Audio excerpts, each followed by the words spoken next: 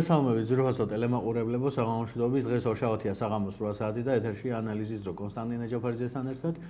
მე კი მისი წამყვანი კონსტანტინე ჯაფარიძე გახლავართ ეთერშია TV+ საღამოშვიდობის. დღეს ჩვენთან გადაცემაში სტუმრად იმყოფება ქალბატონი, რომელმაც ძალიან ბევრი ადამიანის სიცოცხლე გადაარჩინა და ყველანაირად ეწინააღმდეგება იმ სენს, რასაც აზარტული თამაშები ქვია. დღეს ჩვენთან სტუმრად არის არასამთავრობო ორგანიზაცია დედები აზარტული თამაშების წინააღმდეგ დამფუძნებელი და თავმჯდომარე ქალბატონი თამარ ჯაფარიძე. მოგესალმებით. მადლობა რომ მოგზავნით დღეს ჩვენთან სტუმრ გადაცემაში და იღებთ მონაწილეობას. იმედი მაქვს ძალიან საინტერესო თემაზე ვისაუბრებთ და იმ ძალიან ბევრ თემას გავშლით. ქალბატონო თამარ, რა იყო ის ერთი ისტორია, რამაც გათქმევინათ, რომ საკმარისია და რამ გადაგაწყვეტინათ ზუსტად იმ ორგანიზაციის დაარსება, რასაც დედები აზარტული თამაშების წინააღმდეგ ქვია. მოგესალმებით, მადლობა მოწვევისთვის.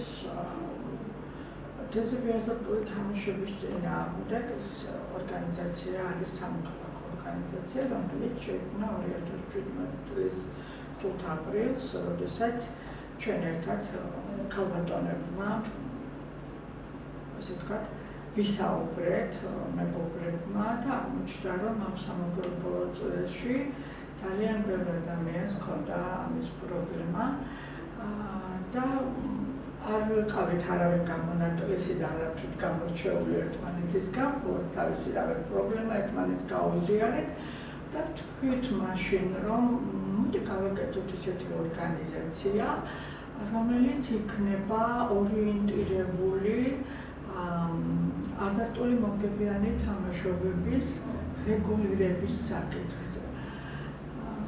და იქ ერთ-ერთ პატარა კაფეში, ეგრეთ წოდებულ ხელსაყრელზე, წითელი კალმით ჩამოვწერეთ ჩვენი მოფიქრებული საკანონმდებლო წინადადებები, რითაც შემდეგ უკვე ეს გადავიტანეთ დიდი თამაშის ფურცელზე და დეწვიეთ პარლამენტს.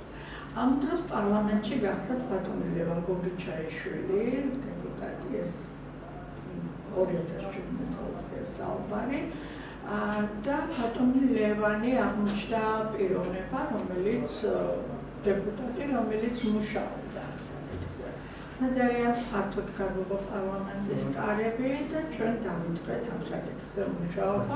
მოვიჩინა ყურადღებით ჩვენი საკანონმდებლო წინადადებების თითოეული პუნქტი, თითოეული წინადადება ძირფესვიანად იქნა განხილული და აი აქედან დაიწყო უკვე ასეთი ორგანიზაციის ჩამოყალიბება. რატი ჩვენ შევქმნით საკანონმდებლო ინიციატივა, ჩვენ დავიწყეთ მოძრაობა უკვე ქვეყნის მასშტაბით, ქალაქის მასშტაბით, ადამიანების გამოკითხვა, რა თქმა უნდა ჩვენი ძალებით და ამ დროს საპატრიარქო ჯგუფთანაც არსებობდა ეს თურმე ესეთი ჯგუფი, რომელსაც მამა ანდრია ჩახმაიძე სათავეში შეიქმნა ერთი დიდი გაერთიანება და საპატრიარქო ჯგუფის სახელით ჩვენი შევაჯერეთ ეს წინადადებები პარლამენტთან ერთად, მაშინ ბატონი ბახტაძე გახლდათ ფინანსთა მინისტრი, შეიქმნა სამთავრობო ჯგუფი და ამ სამთავრობო ჯგუფში წელიწადის განმავლობაში მიდიოდა სჯაბასი, როგორ დახვეწილიყო ჩვენი საკანონმდებლო წინადადებები. აი აქედან დაიწყო ამ ორგანიზაციას ჩაეყარა საფუძველი და სხვათა შორის მინდა გითხრათ, რომ მაშინდელი ფინანსთა სამინისტროს დიდი ძალის ხმევა იყო და დღეს ბატონი ლაშა ფინანსთა მინისტრი ბრძანდება. მაშინ ბატონი ლაშა იყო სამთავრობო ჯგუფის ხელმძღვანელი ხუციშვილი. ჩვენ ეს წინადადებები კანონად აქციეთ, მიიღო პარლამენტმა კანონი და ძალიან მნიშვნელოვანი ის, რასაც ჩვენ ვამბობდით, რომ ეს აუცილებელი იყო საქართველოს საზოგადოებისთვის და მოსახლეობისთვის, ეს იყო, რომ კანონმა გაითვალისწინა საქართველოს მოქალაქეს აუგზავნა 25 წლამდე ონლაინ და სახმელეთო აზარტულმონგებიან თამაშობებში ჩართვა. ავტომატურად შეეზღუდათ პოლიტიკოსებს, ძალოვან სტრუქტურებს, საჯარო მოხელეებს, მედია საშუალებების მფლობელებს, 1,400,000 ადამიანი, 1,500,000 ვთქვათ, მოირთო ამ აზარტულმონგებიანი თამაშობებიდან ავტომატურად და ასევე ჩვენი მოთხოვნა იყო, რომ ის გახშირებული სარეკლამო ბანერები, რომელიც ქალაქში იყო განთავსებული, რომელიც ძალიან აქტიურად იყო სატელევიზიო ეთერებში, აკრძალული იყო და აიკრძალა კი ბატონო და ასევე მნიშვნელოვანი არის, რომ ჩვენ მოზარდები 25 წლამდე ახალგაზრდებს მივეცეთ საშუალება, რომ არ დარეგისტრირებულ, არ ქონდათ საშუალება წვდომა.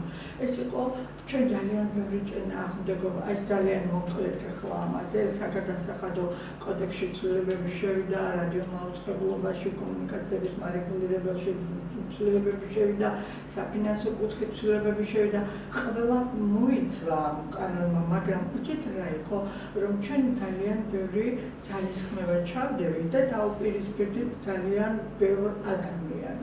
მაგრამ შევძლებთ და დავარწმუნეთ, რომ დღეს ქალაქი თავისუფალია ბილბორდებისგან, რომელიც წალეკილი იყო, მესმის რომ ტელევიზიებმა დათმეს მილიონობით შემოსავალი და ფინანსური ზარალი დიდია აქედან, მაგრამ მნიშვნელოვნად შევამცირეთ, რატომ შევამცირეთ? რაც ეფუძნებოდა საერთაშორისო კვლევებს. ეს იყო ბრიტანული კვლევა ჩატარებული, რომელიც მიუთითებდა, რომ 400 შემომავალი არხი დაბლოკა ბრიტანეთმა ონლაინ თამაშების რეკლამის კუთხით და ასევე სკანდინავიის ქვეყნების კვლევებს დავეფუძნეთ.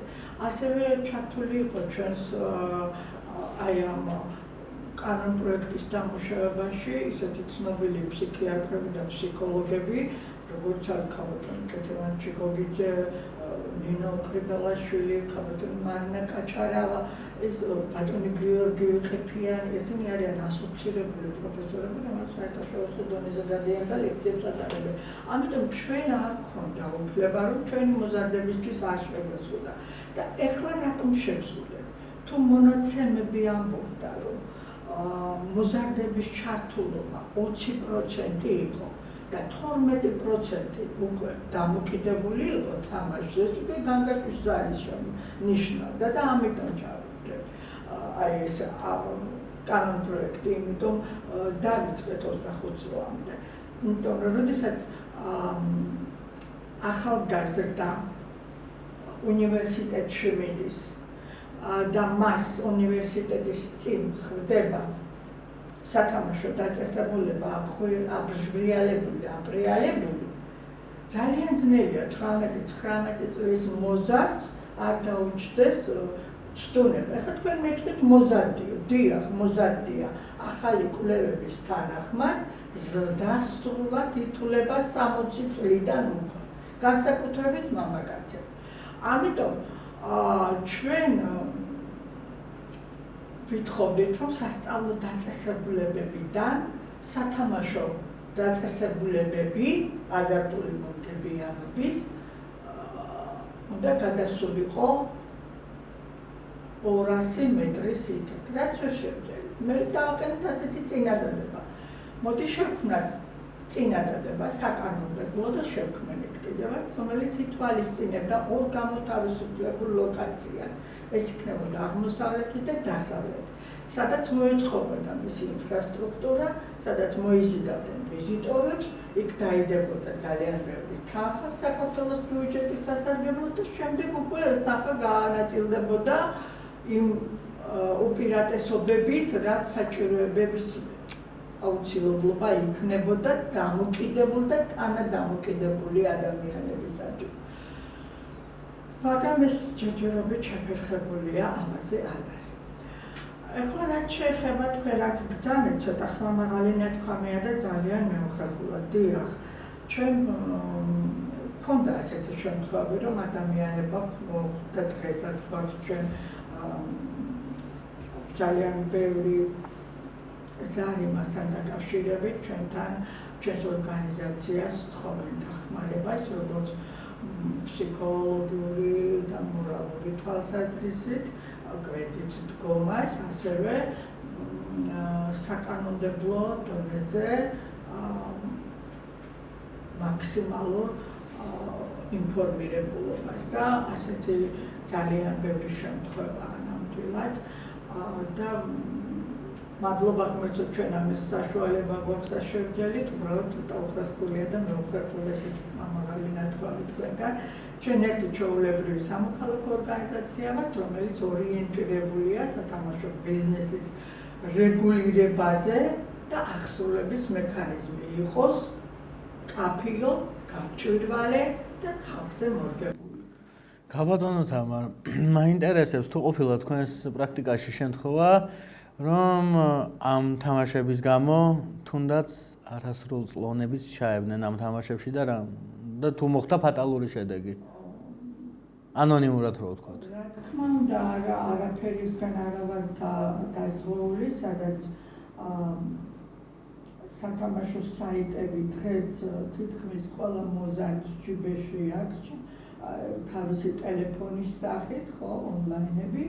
მიუხედავად იმისა, რომ კანონი არეგულირებს, მაინც რჩება, ესე ვთქვათ, ის ხაზი, სადაც შეიძლება მოზარდმა თავი სხვისი ან ვინმეს პირადობით, სხვისი ან ბებიის ან ახლობის პირადობით დაირეგისტრიროს, თუმცა მე გითხარით საუბრის დროს, რომ ვიდრე კანონი ამოქმედდებოდა, ჩვენ მქონდა საშინელი მონაცემი, თბილისის მონაცემი იყო ეს და 20% იყო გადაჭარბებული მომხმარებელი ონლაინ და სახმელეთო თამაშების და 12% უკვე დამოკიდებული ბავშვი იყო, ეს იყო 14-დან 16 წლის ჩათვლით. და აი საერთო მაჩვენებელი კი კვლევები ამბობდა, რომ 63%-ს მოსწონს ხელზე თამაში. აი ამ კანონის შემდეგ ჩვენ მივიღეთ საკმაოდ რადიკალური შედეგი, რომელიც უახლესი კვლევებია და მე მინდა რომ თქვენთან ეს კვლევები გავაჩღერო. დიახ, გააჩღერეთ ქალბატონო თამარ და ბარემ ისიც ვთქვათ, თუ რამდენი არის დღესდღეობით აი 2025 წლის წლიური მოგება კაზინოების. თუ გვაქვს ინფორმაცია. აი ახლა ეს კვლევები ჩაატარა დაავადებათა ეროვნულმა ცენტრმა, ქალბატონმა ლელა სტულომ, ეს რეპრეზენტატიული კვლევა. ამ კვლევებში მონაწილეობა მიიღო 16 წლის მოზარდებმა და ამ 16 წლის მოზარდების მონაცემები ასეთია, რომ ფულზე ბოლოს 1 წლის განმავლობაში გოგონებმა 7.2% იყო მოთამაშე, ბიჭების 12%, საშუალო მაჩვენებელი იყო 9.5%. ეს არის ის კვლევა, რომელიც ცოტა დამშვიდების უფლებას გვაძლევს წინა წლებთან შედარებით. ხო გეტყვით, რომ სახმელეთო დაწესებულებებში საერთო მაჩვენებელი გოგონების და ბიჭების 8.4%-ია, აქედან 6.3% გოგონები თამაშობენ, ხოლო 11% ბიჭები და ონლაინზე საერთო მაჩვენებელია 6.2% ამ გამოკითხული ბავშვებიდან 8% არიან ბიჭები, ჩართულები ონლაინ მონგებიან თამაშობებში და 4.2% გოგონები არიან. ისე რომ ჩვენ სიმშვიდის უფლება არ აქვს. სწორედ აქ არის კანონდარღვევა, რომელიც ევალება მარეგულირებელ კომისიას. კანონი ცალ-ცალად მიუთითებს იმაზე, როდესაც ადამიანი შედის და რეგისტრირდება სათამაშო საიტზე, მისი სრული ვერიფიკაცია უნდა მოხდეს, მისი იდენტიფიკაცია უნდა მოხდეს და შემდგომ უკვე უნდა დაიწყოს მან თამაში აი ესეთი ვერიფიკაციის თანხლებით. აუცილებლად, როდესაც თამაშობს, იქ აუცილებლად უნდა გადამოწმდეს ოპერატორი, ბიზნეს ოპერატორი ვალდებულია გადაამოწმოს. ბაზა მოცემულია შემოსავლების სამსახურში, ვინ იწყებს თამაშს, თუ მოზარდია, უნდა ამორთოს და დაუბრუნოს საიტი, თუ სოციალურად დაუცველია, მას ბაზა შემოსავლების სამსახურში აქვს, რომელიც სახელმწიფომ ავტომატურად ამორთა და მასთან პოლიტიკოსები, საჯაρισო ნაწილები, ძალოვანი სტრუქტურები და პოლიტიკოსებთან გათანაბრებული პირები თავისთავად ამორთული არიან და ესიც ოპერატორის გადასამოწმებელია და ასევე არის ძალიან მნიშვნელოვანი ორი სია შემოსავლების სამსახურში, ეს არის თვითგანრიდების სია. შავი სია. ხო, და მეორე არის სასამართლოს გადაწყვეტილების წესით გამოტანილი, ესე ვთქვათ, განაჩენი და ის 5 წლის მანძილზე ერთ სახმელეთოზე და ერთ ონლაინში ვერ ითამაშებს. აი, აქ უკვე ბიზნესის პასუხისმგებლობა, კეთილსინდისიერი ბიზნესის ოპერატორი შედის შემოსავლ, რომელზედაც აქვს წვდომა, შედის ამ საიტზე, ნახავს პირადობის აკრეფის შემდეგ ეს ადამიანი ექვემდებარება თუ არა თამაშს, თუ არ ექვემდებარება, მას უნდა დაუბრუნოს, მაგრამ ხდება აქაც ძალიან ბევრი ცუდი შემთხვევები და ანალოგიური 2 დღის უკან მქონდა ჩვენ ასეთი შემთხვევა, სადაც უკვე ჩვენ დავიწყეთ სამართლებრივი დავა. ოჯახმა უკვე დაიწყო სამართლებრივი დავა, ჩვენი რეკომენდაციით. რა ეტაპები უნდა გაიაროს, რომ მან ფინანსური ზარალი არ ნახოს. ახლა ძალიან ლოგიკური კითხვა ზუსტად აი ამ თემასთან დაკავშირებით მინდა ეს კითხვა მოვაყოლო ბარემ. თქვენ ანუ არის შემთხვევები, როდესაც მშობლებმა დაკარგეს შვილები არა ფიზიკურად, არამედ ფსიქოლოგიურად. რა თქმა უნდა, ფიზიკურადაც ბევრი დაკარგეს და ფსიქოლოგიური მომენტი გაათვალისწინებულია ნებისმიერი დამოკიდებულება, ეს უკვე ფსიქოლოგიური პრობლემაა. არ არსებობს ადამიანი, რომელიც იტყვის, რომ მე მდგრადი ფსიქიკა მაქვს. არა. ფსიქოლოგია ეს ადამიანი იმდენად მოწყვლადია, ეს რამდენიმე მულტიმეცნიერულ მიმართულებას აერთიანებს, ფიზიკა, ბიოლოგია, ქიმია, ადამიანი ერთი მოცემულობაა, ხო? აი ამ ადამიანში არის ყველაფერი ეს თავმოყრილი, მის ვერ ვიტყვით რამდენად მდგრადია, მისი ფსიქიკა რამდენად მოწყვლადია. ამიტომ ჩვენ არ უნდა შევუქმნათ ადამიანს იმისი პროვექცირება, რომ ის გახდეს შემდეგ დამოკიდებული. ამიტომ არის ზუსტად სახელმწიფოს როლი და ამიტომ მიგვაჩნია ჩვენ, რომ რეგულაციები, რომელიც მიღებულია კანონად და კიდევ უნდა შევიდანოთ მასში ცვლილებები, აუცილებელია იყოს აღსრულების მექანიზმი იმდენად გამჭვირვალე და იმდენად მკაფიო, რომ ის შავი ხვრელები, რომლებიც რჩება სათამაშო დაწესებულებებს აღარ თქვენ მკითხეთ, დაუბრუნდებით თქვენ მკითხვას, რამდენია ფინანსური ბრუნვა. აი 2025 წლის თუ დაფიქსირდა უკვე. 25 წლის სტატისტიკური მონაცემები იქნება ოქტომბრის თვეში. ესეც საოცარი და მნიშვნელოვნად გასაოცარია, მეტყვი რომ თითქმის წელიწადახევრის მერე გვეუბნებიან რამდენია ბრუნვა, ხო? მაგრამ ჩვენ გვაქვს მონაცემები 2024 წელს. დიახ, უთხრათ ბარემ. 18 მილიარდი ლარი. 78 მილიარდი ლარი. 18 მილიარდი ლარი და 78 მილიარდ ლარიანი ბიზნესი ძალიან გთხოვთ, ვიყოთ ძალიან ფრთხილად, იმიტომ რომ აქ შესაძლებელია ძალიან ბევრი კითხვის ნიშანი დაისვას და სწორედ ამ კითხვის ნიშანზე იყო საფინანსო ორგანიზაცია მანიველის მიერ, ეს არის საერთაშორისო ფინანსური ორგანიზაცია, რომელმაც ძალიან ბევრი კითხვის ნიშანი დასვა და დაავალა ფინანსთა სამინისტროს საქართველოს პარლამენტს, რომ მიეღო კანონი, რომელსაც ეს კითხვის ნიშნები მაქსიმალურად უნდა გამქრალიყო. ეხლა რაც შეეხება იმას, რამდენია ბრუნვა 78 მილიარდია. 78 მილიარდს გვეუბნები, ეს არის ახალი წესით დადგენილი ფინანსური დათვლა. ამბობენ, რომ ეს არის ორჯერ და სამჯერ ნაკრენები. ფსონი ან სამჯერ დადებული ფსონი. ბატონებო და ქალბატონებო. ნუ იქნებით კონკრეტულად. რამდენი წელიც არ უნდა დაიდოს ფსონი? 3,5 მილიონი ქვეყანაში. ამ ხელა ბრუნვა, რომ გადავამრავოთ და გავყოთ მათემატიკა ყველა ვიცით, მეტნაკლებად, კალკულატორი შეგვიძლია მოვიხმაროთ, ესე იგი ჩვენ ყველა ახალშობილი, გარდაცვლილი, ყველა თამაშობს. ყველა თამაშობს. ეს არის კოლოსალური თანხა. აი ახლა ამ კოლოსალურ თანხასთან დაკავშირებით მინდა კიდევ გითხრათ, რომ ონლაინ კაზინოებმა, რომელიც ასე ვთქვათ, კანონით მაქსიმალურად შეზღუდულია. აქვე იმასაც კითხავთ, ქალბატონო თამარ, თქვენ ელოდებით, რომ ოქტომბერში 78 მილიარდზე მეტი დაფიქსირდება? რა თქმა უნდა, ეს შესაძლებელია, იქნეს ძალიან დიდი რაოდენობა, რომელიც შეიძლება არა, ეს ჩვენ ამ საკითხზე ძალიან ბევრი ნამუშევარი გვაქვს, ბატონო კოტე.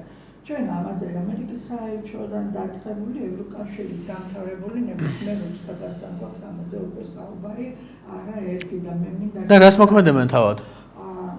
სწორედ მათი ჩართულობის საფუძველზე მოხდა ზუსტად მანუელის მიერ რეკომენდაცია, რომ აუცილებელია საჭიროა, რომ მეტი გამჭვირვალობა და მეტი დაცულობა იქნეს ფინანსური თვალსაზრისით, რაიმე საერთაშორისო ცუდ საქმეში არ ვიქნეთ გახოვლები ასე. მოდი ასე. მაგრამ ისიც რა მინდა გითხრათ, ონლაინ კაზინოს აქვს ცალკე დიდი ზიანი ქვეყნისთვის მოაქვს. რატომ? ონლაინ კაზინო თუ მოზარდების ჩართულობა ჩვენ დავიყვანეთ რაღაც შედარებით დაბალ ნიშნულზე, დასრული ადამიანები ძალიან აქტიურად არიან ჩართულები და ვფიქრობ, რომ ონლაინ კაზინოებზე მაქსიმალური შეწყოლა უნდა მოხდეს, რომ საქართველოს მოქალაქეს ნაკლებად შეწყოლა როგორ რეგულირების თვალსაზრისით. ჩვენ ვითხოვთ, თუ საქართველოს მოქალაქეს არ ექნა წლიური შემოსავალი 60,000 ლარი და ამ 60,000 ლარიდან 12%-ის განხორციელება მივცეთ და ნაჩვენი არ, მაშინ ჩვენ უფრო მეტ ცუდ შედეგს მივიღებთ. და რატომ მივიღებთ იცით? ონლაინ კაზინოების მოგება, სუფთა მოგება, არა ბრუნვა, წმინდა მოგება, რომელიც ონლაინ კაზინოს დარჩა, ეს არის 756 მილიონი ლარი. ამ ონლაინ კაზინოების ტოპ ექსელმა გაიყო ეს თანხა. და თითოეულს გამოდის 756 მილიონი, რომ გავყოთ 6-ზე, არის სადღაც 124 მილიონი ლარი. ეს 124 მილიონი ლარი ჩვენ ბეთყვის ალბათ ბიზნეს ასოციაცია, რომ რეფინანსირება და სადღაც წავიდა რაღაც გავაკეთეთ, რაღაცა გავხსენით, მაგრამ ეს ჩადებული თანხა არაფერს არ ნიშნავს იმ ადამიანებისთვის, ვინც დღეს ცხოვრება დაკარგა, ფიზიკურად ოჯახის წევრი დაკარგა, სულიერად და მორალურად მეუღლეც ფსიქოლოგიურად დაკარგა და თვითონ ოჯახი არის დუნილის რეჟიმში გადასული, რომ არავინ გაიგოს, თავი არ მოგეჭრას. დიახ, არავითარ შემთხვევაში სტიგმა უნდა დაიძლიოს და ხმამაღლა უნდა ვისაუბროთ, რომ ონლაინ კაზინოებს აქვს თითქმის 700 მილიონი თამოგება, თითქმის რომ უკვე 78 მილიარდზეა წლიური ბრუნვა მთლიანი მისი სათამაშო დაწესებულებების, რომ რეგულაციები, რომელიც ჩვენ პარლამენტმა მიიღო, ახსნილების მექანიზმი ბუნდოვანია, რომ ქვეყნის მასშტაბით სასწავლო დაწესებულებებში მნიშვნელოვანია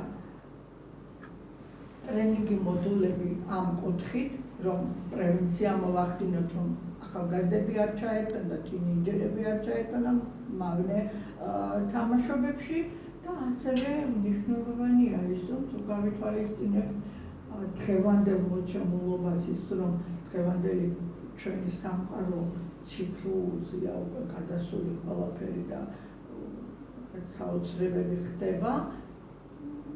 დაიწყო ავსტრალია, წამოიღო შემდეგ კანადა და შეუერთდა აღმოსავლეთ ევროპის ძალიან ბევრი ქვეყნები, სადაც ითხოვეთ 15 წლამდე მოზარდების ჩართულობა სოციალურ ქსელებში იყოს შეზღუდული. ჩვენ ეს კანონში ჩადებული გვაქვს 25 წლამდე შევზღუდეთ, მაგრამ კიდევ ერთხელ ვიმეორებ, თუ უფრო მეტად გამკაცდება კანონი და მეტი ახსნილების მექანიზმი იქნება ჩადებული, ის რაც მარეგულირებელს ევალება, ეროვნულ მარეგულირებელ კომუნიკაციებს ევალება და მათი ჩართულობა და მათი პასუხისმგებლობა გაიზრდება სათამაშო ბიზნესის წარმომადგენლობასთან ერთად, ეს იქნება მნიშვნელოვანი მიღწევა.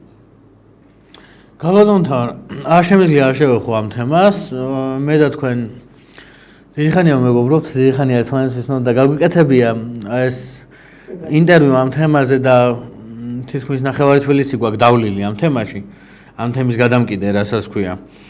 და მაინტერესებს, რამდენად კავშირშია Evolution Georgia და call ცენტრები, ის ფაქტები, რაც სტუდია მონიტორმაც კი აჩვენა, გააკეთა დოკუმენტური ფილმი call ცენტრებთან დაკავშირებით, თქვენ კარგად იცით. რაზეც ვსაუბრობ და რამდენად კავშირშია Evolution Georgia და call ცენტრები ზუსტად ამ კაზინოებთან, ამ კვლელ კაზინოებთან ასე ვიტყვი. მე რამ შემიძლია ცალსახად თქვა. სახელმწიფო, რომელიც ორიენტირებულია იმაზე, ეს გონიერი ახალგაზრდები დაასაქმოს იმ ბიზნესში, სადაც შესაძლებელია თვითონ ეს ახალგაზრდები გახდნენ მსხვერპლი. არ ვიცი, ვერ ვფიქრობ, რომ ამაზე პასუხისმგებლობა სახელმწიფოს ეკეცება. არ შეიძლება ადამიანი ფლობდეს ახალგაზრდა ორუცხო ენას თავისუფლად საუბრობდეს, იყოს ვერ იმუშავებ იქ. ეს არის სპეციალური დაწესებულება, სპეციალური ოთახი, სპეციალური ყველა მოწყობილობით, სადაც ადამიანებს კლავენ. დიახ, სადაც მათი ესე ვთქვათ, გონებრივი რესურსი იხარჯება იმაში, რომ ვიღაცას ფული დაადებინონ, ათამაშონ, წააგებინონ. ასე ვთქვათ, უნაგირით უჭირავთ ადამიანი. და შემდგომ მან ამ უბედურებით ხელფასი აიღოს და გამდიდრდეს სხვისი სიცოცხლის ხარჯზე. და Evolution-ს ასე დასაქმებული ყავს 1500-მდე ადამიანი, რომლებიც გაფიცულებით იყვნენ. დიახ, სიუჟეტის გავაკეთეთ კი. გადაცემა და კაც ვამბობდი, აი იმ გადაცემის დროსაც ვთქვით, რომ აუცილებელია ამ ადამიანების რესურსი ავითვისოთ თავიანთი კვალიფიკაციის მიხედვით. იქ უმაღლეს დამთავრებული ადამიანები არიან, რომლებიც საკმაოდ კვალიფიციური ადამიანები არიან, კარგი ლოგიკის და აზროვნების უნარი აქვს, ენებს ფლობენ და ამიტომ ეს ადამიანები გამოვიხსნათ აქედან და სახელმწიფო მისცეს მათ თავისი შესაფერისი სამსახური და კარგი ანაზღაურება, რატომ წავიდა ადამიანი ევოლუციაში, იმიტომ რომ მან ხელფასით მოიხიბლა.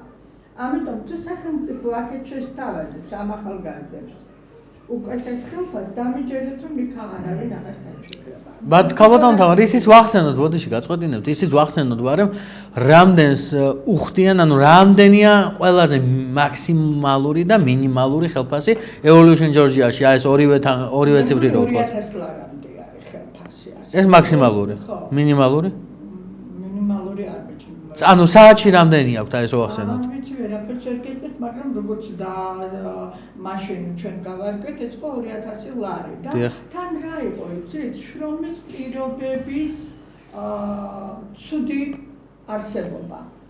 ახალგაზრდებს სჭირდებოდათ შრომის პირობების გაუმჯობესება და ამაზე ჰქონდათ მათ გაფიცვა და თქმა უნდა ხელფასის მომატებაზეც, ხო?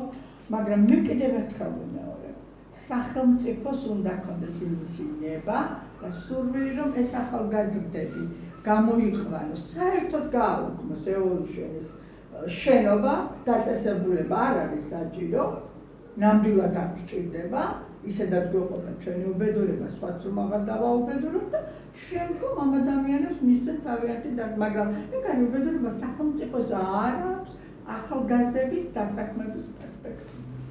ქალბატონო თამარ, თქვენ გახსოვთ ის ფაქტიც, რომ მე და თქვენ კაზინო შანგრილასთან ვიყავით გადაღებაზე, გადავიღეთ ყველაფერი, ეს იყო წინა წელს თუ მარტში თუ არ ვცდები, ზამთარი იყო ციოდა, მაგრამ გადავიღეთ მაინც, რომ სადაც საუბარია საქართველოს დროშაზე, როგორ აფრიალებენ საქართველოს დროშას შანგრილას, ასე ვთქვათ, მინის კედლებზე, ეკრანზე და ყველა არ დაგვავიწყდეს, რომ ეს შანგრილა არის საპატრიარქოს გვერდით.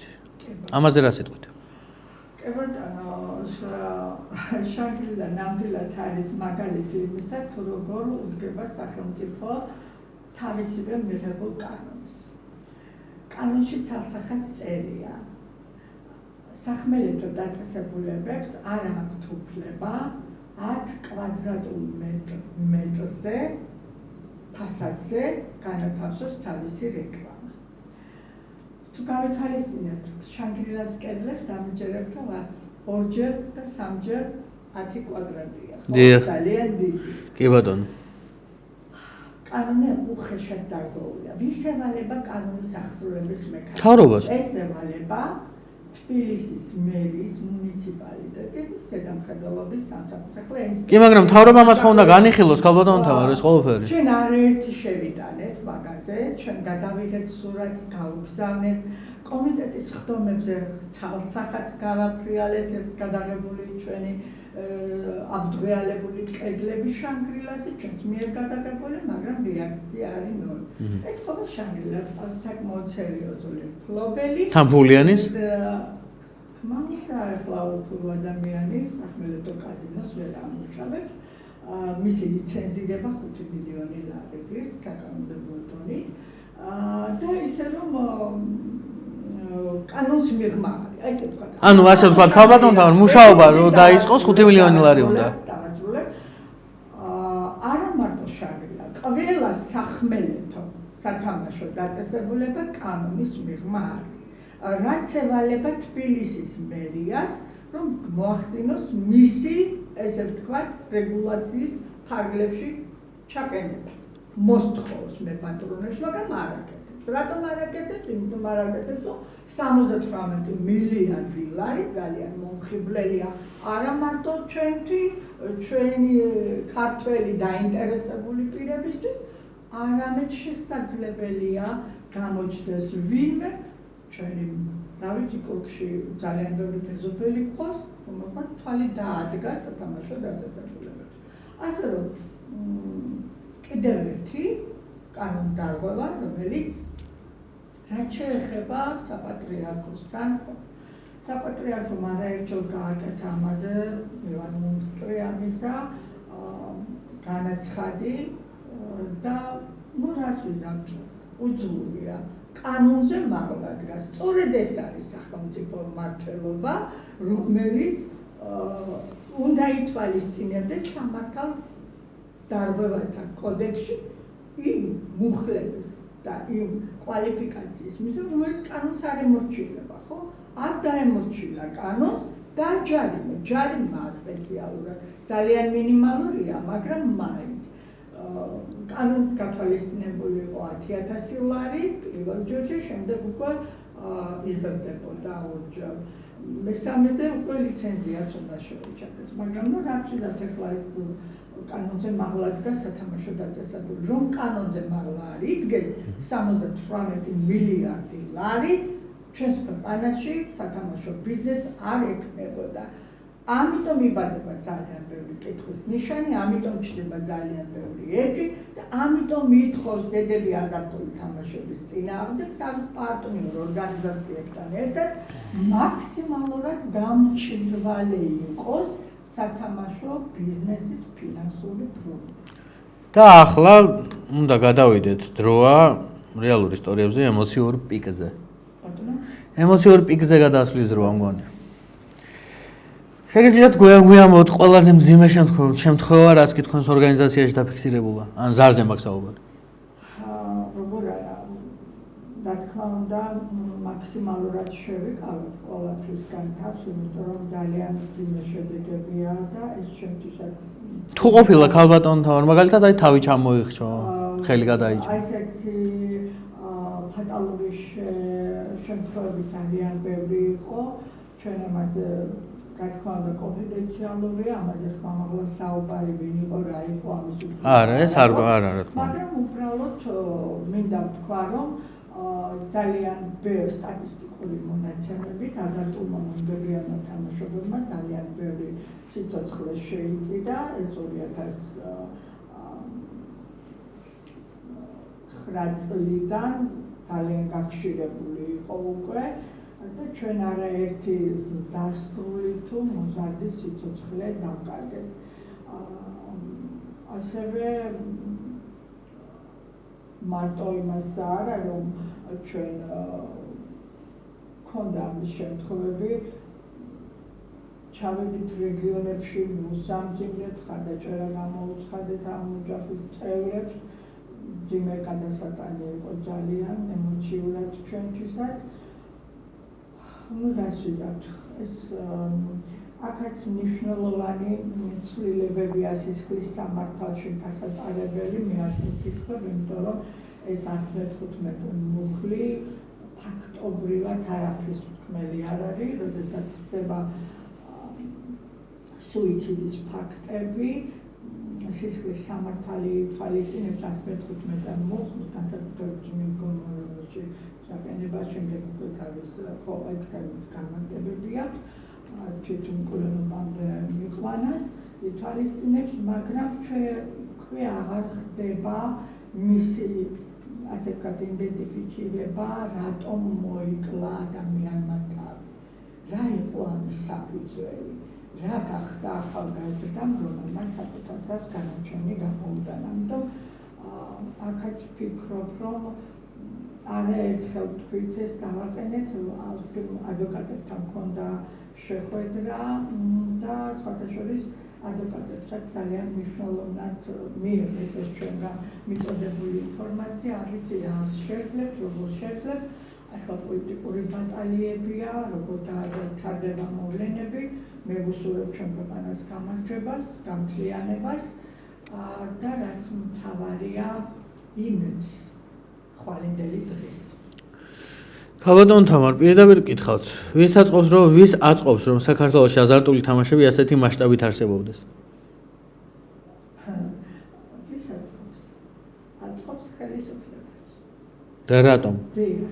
ხელისუფლებას აწყობს, იმიტომ რომ ჯოჯოჩი საკმაოდ იზრდება მისი ფისკალური ეფექტი, იმასთან შედარებით, რაც მისი ბრუნვა არაფერი არ არის, მაგრამ ყოველ შემთხვევაში აწყობს სახელმწიფოს, მთლიანად სტრუქტურას აწყობს ეროვნულ ბანკს, აწყობს ბანკებს, აწყობს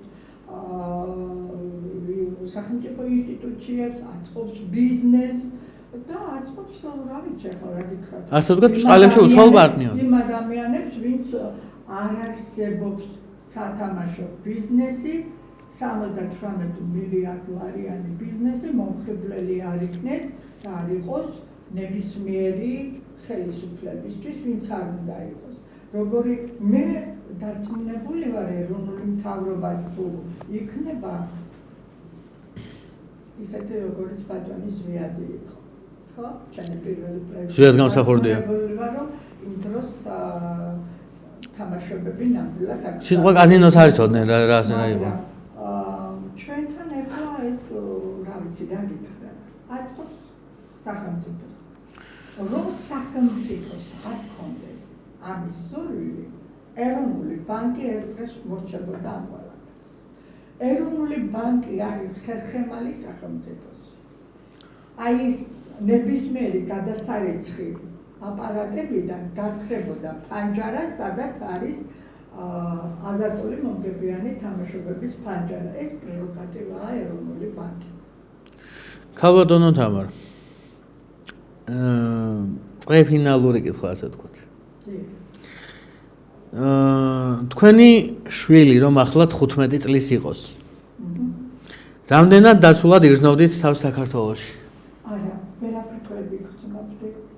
ვერაფრით ვიგრძნობდი, მაგრამ თუ იცით რატო? მე 5 შვილიშვილის ბებია ვარ, 5-ვე ბიჭია. ბავშვები აქტიურად მოიხმარენ თავიანთ ტელეფონს. და ნამდვილად შიში მაქვს იმისა, როგორ შეიძლება ბავშვის ფსიქიკა დაემორჩილოს თამაშობებს. მოდი ახლა ასე ვთქვათ. აზარტული მომგებიანი თამაშობები რომ ჭაობია ქვეყნისთვის, ეს ცხადია, მაგრამ არანაკლები უბედურება დღეს ფსიქოლოგები, ფსიქიატრები და მთელი მსოფლიო ჯანდაცვის ორგანიზაცია ხმამაღლად საუბრობს, უკვე და ჩვენ ამაზე ვისაუბრეთ. 10 ოქტომბერს არის ყოველ წელიწადს აღინიშნება ფსიქიკური ჯანმრთელობის საერთაშორისო დღე. და ჩვენ ამაზე გვქონდა უკვე საუბარი, რომ ის რაც დღეს ჩვენი შვილიშვილები, პატარა ბავშვები, მიჯაჭვულები არიან, თითქოს სასაცილო და არაფრით ვითომ არაფრით მავნე ანიმაციებს, თამაშებს, რომელიც ტელეფონებშია, ეს არის საფრთხე. ეს არის ერთი ნაბიჯი. ჯერ არის პატარა და მისი აზროვნება წდება მხოლოდ იმ ბავშვურ ანიმაციურ, ასე ვთქვათ, თამაშობებს, ხო?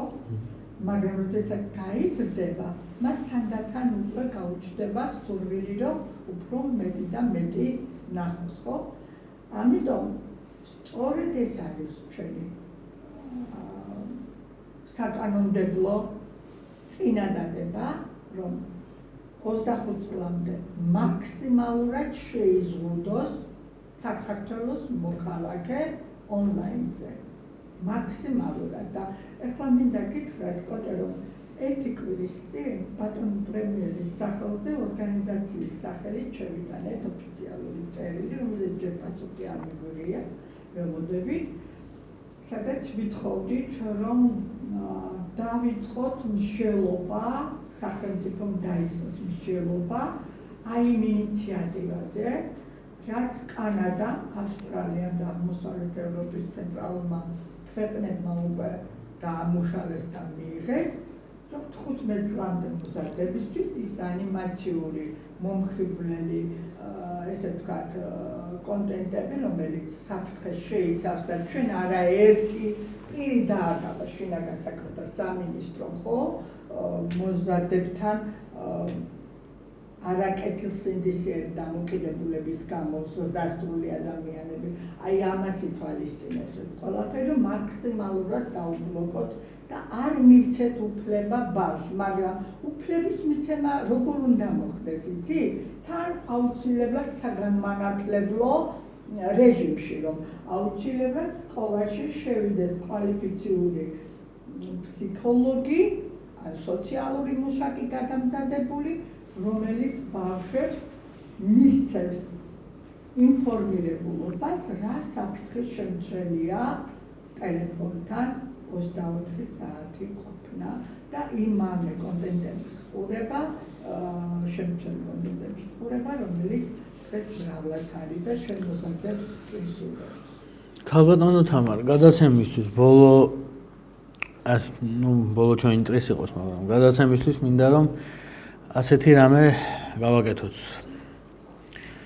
ახლა პირდაპირ კამერის მეშვეობით იქნება მივმართოთ იმ ადამიანს, რომელიც ამ საღამოს აპირებს ზუსტად ან კაზინოში წასვლას, ტოტალიზატორში, ან ონლაინ კაზინოში შესვლას და თამაშს, რა უნდა გაიგოს ამ ჩვენი საუბრის შემდეგ და ამ გადაცემის შემდეგ. იქნება მიმართოთ იმ ადამიანს, ვინც არ უნდა იყოს, რომელიც დღეს ამ საღამოს აპირებს ტოტალიზატორში ან კაზინოში სტუმრობას. იცით რა არის, მე თავსაკუთარ თავს ამის უფლებას ნაკლებად მივცემდი, იმიტომ რომ მე ერთი ადამიანი ვარ, რომელიც ფიქრობ ასე. მაგრამ ის არის ადამიანი, მეორე ინდივიდი, რომელიც ფიქრობს ისე, რომელსაც მას მიაჩნია სწორად. მაგრამ ერთ რამეს კი ნამდვილად დავძებდი. დიახ. დრო გარბის, არ ჩერდება და მაქსიმალურად ეცადოს ყველა, რომ თავისი დრო გამოიყენოს სასიკეთოდ. ცხოვრება ძალიან რიტმშია უკვე ჩამჯდარი. დღეს აღარ ეწევა, კვირა-კვირას აღარ ეწევა, ისე გარბის, უძო ორშაბათი არ არის დაწყებული, უკვე პარასკევია დამდგარი და ამ დღის გახლანვა ფიქრობ, რომ ადგილს გამოვიყენოთ იმისთვის, რომ მეტი სიკეთე გავუკეთოთ საკუთარ და საკუთარ ოჯახს და რაც შეგვიძლია საკუთარ ქვეყანას. ძალიან დიდი მადლობა ქალბატონო თამარ სტუდიაში მობრძანებისა და გადაცემაში მონაწილეობისთვის და ვფიქრობ ძალიან საინტერესო გადაცემა გამოგვივიდა და ვიმედოვნებ რომ მაყურებელი კმაყოფილი დარჩა და იმედია ისინი დაფიქრდებიან გარკვეულ საკითხებზე და ალბერტს უნდა დააფიქროთ იმ ფინანსურმა ბრუნვებმა, რაც სათამაშო დაწესებულებებს აქვს, იმიტომ რომ ეს მათი ფულია. რა თქმა უნდა და ვფიქრობ რომ მართლა ბევრს გაიგებენ დღევანდელი ეთერიდან თქვენი საუბრიდან გამომდინარეც, იმიტომ რომ თქვენ ყოველდღიურად გაქვთ ასე ვთქვათ დაზარალებულებთანაც შეხება კაზინოსში და ასე ვთქვათ სულ მთლაში და თუ არა ისე მაინც ისიც კაზინოში რა ხდება დიახ და თქვენ უფრო ზუსტად იცით რა ხდება და როგორ და რაცაც ამბობთ ყველაფერს ამბობთ იმისთვის რომ ადამიანები სწორ გზაზე დადგნენ. უბრალოდ ჩვენ ვამბობთ ამას და ჩვენი ორგანიზაციის მიზანია იყო თავიდან შექმნა რომ საკანონმდებლო ბაზა ქონოდა სათამაშო დაწესებულებებს და გვაქვს ბაზა. ახლა ჩვენი ბრძოლა არის რომ საკანონმდებლო ბაზაში რაც შეიძლება მეტი აღსრულების მექანიზმები იქნეს ჩადებული, რომ სათამაშო ბიზნეს არ დარჩეს შავი ხვრელები, რომ გავიდნენ თავიანთ ასე ვთქვათ მიძინებულ მოთამაშეებთ. ამ თემაზე დაუსრულებლად შეიძლება ლაპარაკი, საუბარი. ინფორმაცია, რომელიც ძალიან საინტერესოა და ალბათ გავაგრძელებთ კიდევ ერთხელ.